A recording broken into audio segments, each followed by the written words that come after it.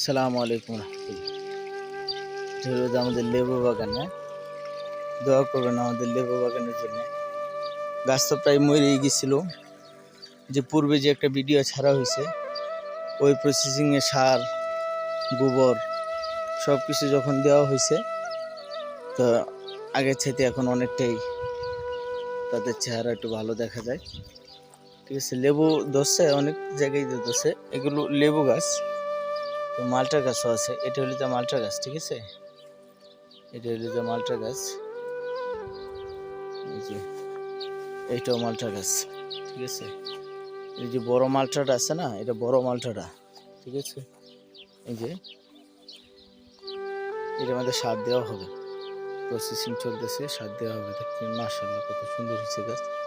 আর এটার মধ্যে যে চাইনিজ কমলা আছে না, এটা যে চাইনিজ কমলা গাছ, যে কমলা ধরছে অলরেডি, ঠিক আছে?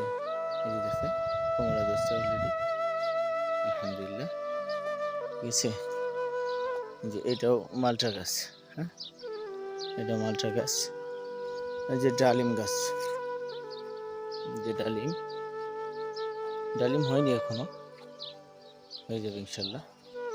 প্রথমবার আইসা ডালিম অনেক খাইছি, আলহামদুলিল্লাহ, অনেক ডালিম খাওয়া হয়েছে। এটা হলো মালটা গাছ, দেখছেন? লেবু বাগান আমার মালিকের, লেবু বাগান। চ্যানেলটি অবশ্যই সাবস্ক্রাইব করবেন, পাশে থাকা বেল আইকনটি বাজিয়ে রাখবেন, যাতে করে আমার দেওয়া ভিডিও সর্বপ্রথম আপনার কাছে চলে যায়। ছোট্ট চ্যানেল, সবার কাছে দোয়া, আল্লাহ পাক যাতে ভালো কিছু ছাড়ার তৌফিক দান করেন। লেবু গাছের ভিতরে আবার খেজুর গাছও আছে, এগুলো সব সার, ঠিক আছে? আর এইটার মধ্যে তো আলহামদুলিল্লাহ অনেক লেবু ধরছে, ঠিক আছে? এটার মধ্যে লেবু ধরছে কিন্তু, বুঝছেন?